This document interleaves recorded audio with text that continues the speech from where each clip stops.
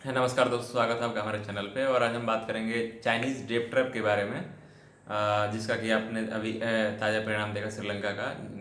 क्या हाल हुआ वहाँ पे। और कुछ ही दिन पीछे श्रीलंका के फाइनेंस मिनिस्टर ने भी अपने एक इंटरव्यू, बांग्लादेश के फाइनेंस मिनिस्टर ने भी इंटरव्यू देते हुए बोला है कि किसी भी डेवलपिंग कंट्री को चाइना से लोन लेते समय 2 से 4 बार सोचना चाहिए। और बहुत सारे देश जो दुनिया के हैं वो डे ट्रैप में, चाइना के दिए हुए कर्ज में पूरी तरह से फंस चुके हैं और उससे निकल नहीं पा रहे हैं। और अंततः वो अपनी जो पोर्ट है या फिर जो हवाई अड्डा है या फिर जो रेलवे स्टेशन, रोड और रेल लिंक जो है वो सारी चाइना को मजबूरन उनको हैंड ओवर करना पड़ रहा है। तो ऐसा क्या है, चाइना का ऐसा डे ट्रैप पॉलिसी क्या है, और वो कैसे छोटी छोटी कंट्री जो है वो कर्ज में फंसती जा रही है, इस सारे के बारे में हम जानेंगे इस वीडियो में। शुरू करते हैं। तो सबसे पहले चाइना की अगर बात करें तो चाइना शुरू में जो उसने अपने कोई इकोनॉमिक पावर बनाया वो एक्सपोर्ट लेड इकोनॉमी करके बनाया है। एक्सपोर्ट करके चीज़ों को उसने मार्केट में पहले इंपोर्ट किया, कच्चा सामान बाहर से वो मंगाया और खुद अपने यहाँ कंपनियों को बुलाया, जो बाहर की ग्लोबल कंपनियाँ थी, जो भी छोटे से बड़े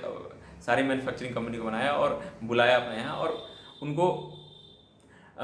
बना करके और एक्सपोर्ट करने का, मार्केट में एक्सपोर्ट करके और बाहर से कमाने के लिए उसने पैसे का इंतजाम किया। सो बहुत दुनिया का एक सबसे बड़ा एक्सपोर्ट इकोनॉमी बन गया चाइना। और उसके पास इतना सारा एक्सेस कैपेसिटी हो गया, वो हर इंफ्रास्ट्रक्चर में हो या फिर उसकी कंपनियों के पास जो प्रोडक्शन हो या हर चीज़, इतना एक्सेस हो गया कि वो चाहता था कि उसको कैसे बाहर उसका एक मार्केट ढूंढ पाए और अपनी कंपनियों के लिए, जो इंफ्रा की कंपनियाँ है या फिर सीमेंट या फिर जो भी रेल बनाने वाली, मेट्रो बनाने वाली, इंफ्रास्ट्रक्चर बनाने वाली, पोर्ट बनाने वाली या फिर सीलिंग बनाने वाली, ऐसी जो भी कंपनियां थी उनके पास बड़े बड़े, उनके लिए क्या, उनके पास उनको कैसे मार्केट मिलेगी और कैसे वो दूसरे देश में जा करके अपने लिए बिजनेस ढूंढ पाए। तो इसके लिए उसने दो तरीका बनाया कि अपना सामान भी जो है और अपना जो पैसा उसके पास एक्सेस रखा हुआ है, जो उसने एक्सपोर्ट करके, मार्केट में एक्सपोर्ट करके जो डॉलर कमाए थे चाइना ने, ऑलमोस्ट $3 ट्रिलियन उसके पास इतना पैसा था उसके फॉरेक्स रिजर्व में। सो वो पैसा भी उसके पास पड़े पड़े किसी काम का नहीं था। तो उस पैसे को भी उसको कहीं पार करना था जहाँ से कि उसको रिटर्न में मिल सके। और और दूसरा कि उसके साथ साथ जो उसका लेबर या फिर उसकी इंफ्रास्ट्रक्चर कंपनियां या फिर उसका एक्सेस कैपेसिटी जो इंफ्रा में था, वो सारा कहीं ना कहीं यूज हो पाए। और इसी प्लान को सक्सेस करने के लिए जो चाइना ने वो एक गेम प्लान बनाया, बेल्ट एंड रोड इनिशिएटिव। इसमें क्या किया कि इसने सोचा कि मेरे पास जो पैसा है, छोटी छोटी कंट्रियों को, जो भी, जैसे वो एशिया की हो, अफ्रीका की हो, यूरोप की हो, सेंट्रल एशिया की हो, ऑलमोस्ट सारी कंट्रियों को इसने, जो छोटे छोटे कंट्री थे उनको उन्होंने दिया, बेल्ट एंड रोड इनिशिएटिव लेकर के ये झांसा दिया कि उनके पास अगर तुम्हारा रोड नहीं है तो हम बनाएंगे, ब्रिज नहीं है तो हम बनाएंगे, एयरपोर्ट नहीं है तो हम बना देंगे, या फिर तुम्हारा सी लिंक, रोड लिंक नहीं है, ये सब हम बना देंगे, हाई स्पीड मेट्रो हम बना देंगे, हाई स्पीड ट्रेन बना देंगे। सो ऐसे अलग अलग लुभावने वादे इन्होंने हर कंट्री से किए, और उन छोटी कंट्रियों के पास तो पैसा था नहीं, तो उनको वो अगर किसी दूसरे संस्था के पास जाए, अगर उनको भी इंफ्रास्ट्रक्चर डेवलप करना था, अगर वो IMF के पास जाए, वर्ल्ड बैंक जाए, तो ये बड़े बड़े कंडीशन रखते हैं और ये पहले एसेस करते हैं पूरी सिचुएशन को, तभी पैसे देते हैं। जबकि चाइना ने ये बिना अनकंडीशनल, इसको बोलते हैं अनकंडीशनल लोन दिया, और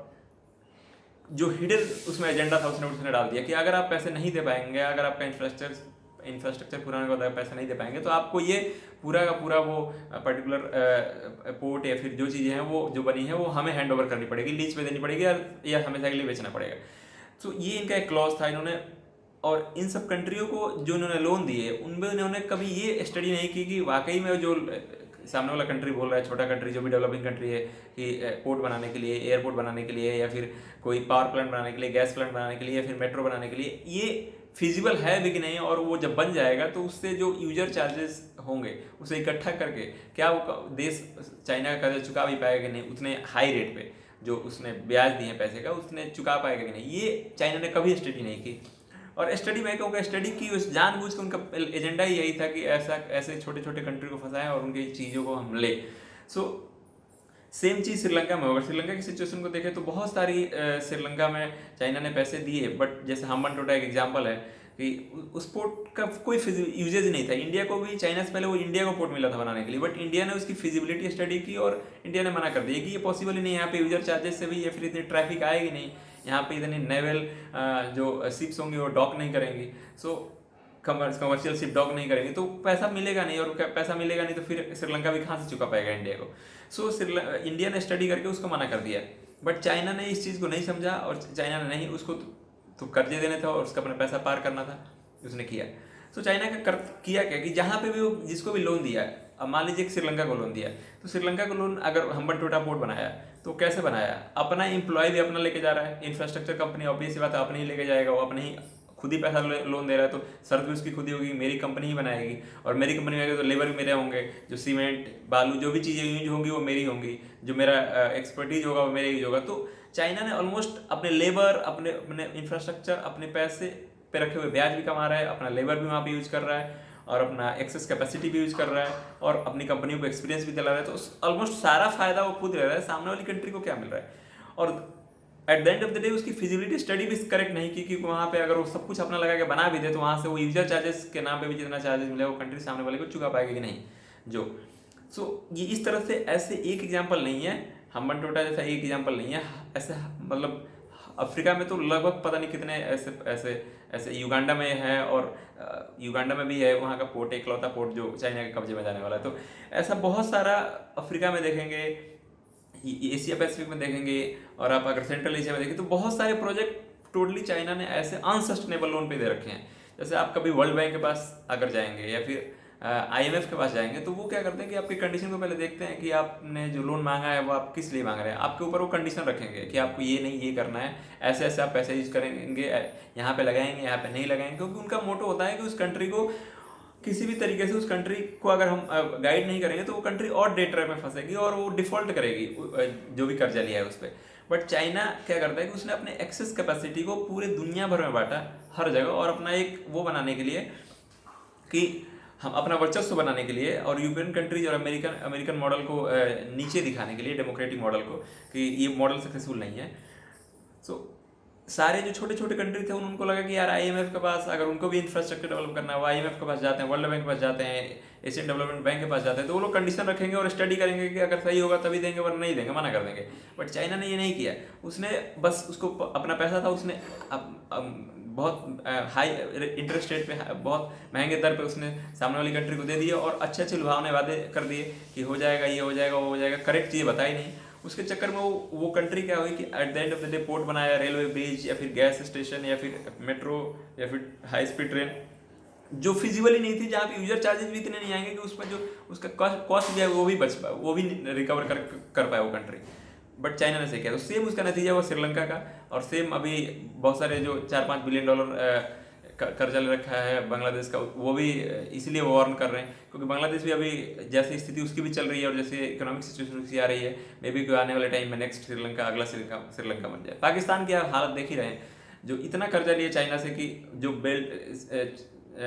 जो चाइना पाकिस्तान इकोनॉमिक कॉरिडोर है उस पर उसने इतने $60 बिलियन लगाने के वादे किए, ये किए वो किए, बट रिजल्ट क्या है, सारी चीज़ें अभी रिपोर्ट आ रही है कि सारी चीज़ें करप्शन में चली गई और कोई भी चीज़ प्रॉपर सही से नहीं हो रही है। इवन कि कर्जा जो ले रखा है पाकिस्तान चाइना से, उस कर्जे को चुकाने के लिए भी, उसका ब्याज चुकाने के लिए, कर्जा नहीं, उसका ब्याज चुकाने के लिए वो अलग अलग IMF से और वर्ल्ड बैंक से और चाइना से भीख मांग रहा है कि उसका ब्याज भी चुका पाए और अपना काम चला पाए। सो जो लिया है वो पैसा तो दूर की बात है, ब्याज भी नहीं चुका पा रहा है। तो इतने हाई अनसस्टेनेबल लोन चाइना ने जो सारी कंट्री को दिए हैं। सो ये एक मुद्दा था। दूसरा कि इसमें भारत को क्या अपॉर्चुनिटी है, तो भारत के पास बहुत बड़ी अपॉर्चुनिटी है, क्योंकि भारत जैसे लोन देता है, भारत अफ्रीका में भी उसने जो डेवलपिंग कंट्रीज को उसने जो असिस्टेंस दी भारत ने, या फिर श्रीलंका को भी जैसे $4 बिलियन का दिया, बांग्लादेश को भी लाइन ऑफ क्रेडिट देखा है $4 बिलियन का, या फिर ऐसे जो भी कंट्रीज है, तो अफगानिस्तान में हमने इतना असिस्टेंस दिया। तो हमारा जो मोटो रहता है, इंडिया का मोटो रहता है, वो इनेबलिंग रहता है कि हम वहाँ के लोगों को करेक्ट चीज़ बता करके और उनको ऐसे मतलब उनके इंफ्रास्ट्रक्चर को ऐसे डेवलप करें कि उससे वो इनेबल हो पाएँ और खुद से अपना विकास कर पाएँ, खुद से अपनी तरक्की कर पाएँ। हम उनको वो चीज़ें बस प्रोवाइड कराएं जो उनके लिए एकदम ज़रूरत की चीज़ है, और फिर वो उससे आगे बढ़ पाएँ। जैसे शिक्षा हो गया, हेल्थ इंफ्रास्ट्रक्चर हो गया, टेलीकॉम हो गया, या फिर एजुकेशन, या फिर ऐसा तो ऐसी चीज़ों में हम मतलब भारत ने कहीं पे भी ऐसे डेट ट्रैप वाली चीज़ें नहीं की है। इसलिए भारत की एक बहुत अच्छी इमेज है, और भारत का फ़ायदा उठाते हुए भी उन कंट्रियों को अपने साथ ले सकता है जो कंट्री चाइना के अगेंस्ट है, और जो कंट्री चाइना के कर्जे से बदौलत कर्जे में और बैंक डिफॉल्ट होने के कारण है, उन कंट्रियों को अपने पास ले सकता है, और उन कंट्रियों को अपने डिप्लोमेटिक लेवल पर ला करके और उनका असिस्टेंस कर सकता है। सो भारत के पास एक बहुत बड़ी अपॉर्चुनिटी है, और भारत को भी चाहिए कि कुछ सस्ते ब्याज पे पैसा जो कंट्री है जो डिफ़ॉल्ट कर रही हैं उन कंट्रीज़ को किस तरह से करके और सस्टेनेबल तरीके से, मैं ये नहीं कहता पूरा, लेकिन सस्टेनेबल तरीके से जो कर्जा हो सके उनको करके, और उन कंट्री को चाइना से बचाना चाहिए, क्योंकि और उसमें इनेबलिंग इन्वायरमेंट क्रिएट करना चाहिए, क्योंकि भारत की गुडविल पूरी दुनिया में बनी रहे और आगे चल करके चाइना की ये जो डेट ट्रैप डिप्लोमेसी है, जो वो कर्जे में फंसाने की, पहले लोन दो फिर उसको कर्जे में फंसा करके उसका पोर्ट ले लो, उसका रेलवे स्टेशन या फिर उसका gas station, power station, metro या फिर जो भी। सो ये एक बेस्ट टाइम है इंडिया के लिए, और इंडिया को ऐसा चाहिए कि अपने आसपास की कंट्री तो बचाए ही, साथ में अफ्रीका में जो इतनी सारी कंट्री डिफॉल्ट के कगार पे हैं, वो गरीब बेचारे देश से उन्होंने पैसे ले लिए हैं कहने से, बट वो चुका नहीं पा रहे हैं। तो उसकी वजह से चाइना उसका एक्सप्लॉइट करेगा और उनके अलग अलग पोर्ट्स और अलग अलग चीज़ें, अलग अलग उनके मिनरल्स, खजान जो भी हैं वो एक्सप्लॉइट करेगा और उसको वापस से वो हमारे लिए लॉन्ग टर्म में बिल्कुल भी हमारे जियो पॉलिटिकल एंगल सही नहीं होगा। सो हमें उस चीज़ का, भारत को चाहिए कि उस चीज़ का काउंटर करें। सो होप कि आप इस वीडियो से समझ गए हो कि जो चाइनीज़ डेट ट्रैप डिप्लोमेसी है वो किस तरह की है, और कैसे वो छोटे छोटे जो कंट्री हैं उनको कैसे वो डेप्ट में फंसे, मतलब कर्जे दे करके और अनसस्टेनेबल लोन दे करके बिना फिजिबिलिटी स्टडी किए और बिना कुछ उस पर पता किए, और वो उनको हाई ब्याज पे कर्जे दे करके और उनको फिर बाद में कर्जे न चुकाने की वजह से वो उनको अपने कब्जे में ले लेता है या फिर लीज पे ले लेता है लंबे समय के लिए, जैसा कि आपने लाइव एग्जाम्पल श्रीलंका है और बांग्लादेश भी आ रहा है, वैसे पाकिस्तान भी लाइव एग्जाम्पल है, और अफ्रीका में कई देश हैं। So hope